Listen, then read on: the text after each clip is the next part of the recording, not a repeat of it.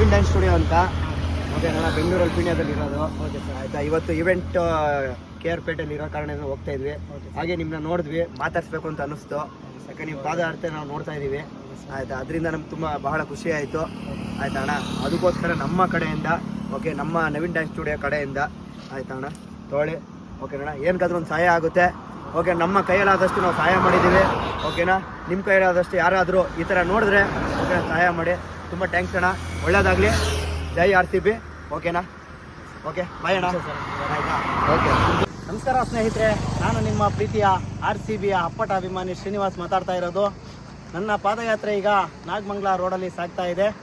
ನಾನು ಪಾದಯಾತ್ರೆ ಹೋಗ್ತಿರೋ ಟೈಮಲ್ಲಿ ನಮ್ಮ ಬೆಂಗಳೂರು ಪೀಣ್ಯದವರಾದಂಥ ನಮ್ಮ RCBಯ ಅಪ್ಪಟ ಅಭಿಮಾನಿಗಳಾದಂಥ ನವೀನ್ ಕುಮಾರು ಹಾಗೂ ಅವರ ತಂಡದವರು, ನನ್ನ ಅಕ್ಕ ತಂಗಿಯರು, ನನ್ನ ತಮ್ಮಂದಿರು, ನನ್ನ ಪ್ರೀತಿಯ ಸ್ನೇಹಿತರು, ನನಗೆ ತುಂಬ ಖುಷಿ ಆಗ್ತಾ ಇದೆ. ನನ್ನನ್ನು ನೋಡಿ, ನನ್ನ ಪರಿಸ್ಥಿತಿಯನ್ನು ನೋಡಿ ವಿಚಾರಿಸಿ ಅವರು ನನ್ನನ್ನು ಫಾಲೋ ಮಾಡ್ಕೊಂಬಂದು ನಿಲ್ಲಿಸ್ಬಿಟ್ಟು ನನ್ನನ್ನು ಮಾತಾಡಿಸಿದ್ದಕ್ಕೆ ನನಗೆ ತುಂಬ ಸಂತೋಷ ಆಯಿತು.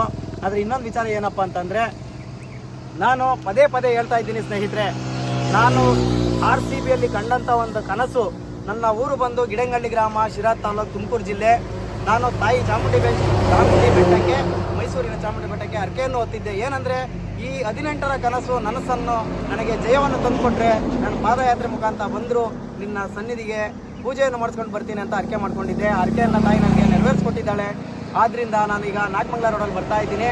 ಇನ್ನೊಂದು ದುಃಖದ ವಿಷಯ ಏನಪ್ಪ ಅಂತಂದರೆ, ಮೊನ್ನೆ ನಡೆದಂಥ ಚಿನ್ನಸ್ವಾಮಿ ಸ್ಟೇಡಿಯಂನಲ್ಲಿ ನನ್ನ RCB ಅಭಿಮಾನಿಗಳು 11 ಜನ, ನನ್ನ ಅಪ್ಪಟ ಅಭಿಮಾನಿಗಳು, ನನ್ನ ಪ್ರೀತಿಯ ಸ್ನೇಹಿತರಾದಂಥ ಕಾಲ್ತುಳಿತ ಕೊಳಕ್ಕಾಗಿ ಮರಣವನ್ನು ಹೊಂದಿದ್ದರಿಂದ ನಾನು ಭಾಳ ದುಃಖಿತನಾಗಿದ್ದೇನೆ. ನಾನು ಊರಿಂದ ಹೊರಡಬೇಕಾದ್ರೆ ತುಂಬ ಖುಷಿಯಿಂದ ಹೊರಟ ಸ್ನೇಹಿತರೆ.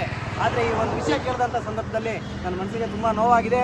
ತಾಯಿ ಚಾಮುಂಡೇಶ್ವರಿ ಸನ್ನಿಧಿಯಲ್ಲಿ ನಾನು ಬೇಡ್ಕೊಳ್ಳೋದು ಒಂದೇ, ಆ ನನ್ನ ಪ್ರೀತಿಯ ಸ್ನೇಹಿತರಿಗೆ, ನನ್ನ RCB ಅಭಿಮಾನಿಗಳಿಗೆ ಅವರ ಆತ್ಮಕ್ಕೆ ಶಾಂತಿ ಕೊಡಲಿ, ಶಾಂತಿ ಸಿಗಲಿ, ಶಾಂತಿಯನ್ನು ಕೋರಲಿ ಅಂತ ಕೇಳ್ಕೊಳ್ತಾ ನಾನು ನನ್ನ ಪಾದಯಾತ್ರೆಯನ್ನು ಮುಂದುವರಿಸ್ತಾ ಇದ್ದೀನಿ.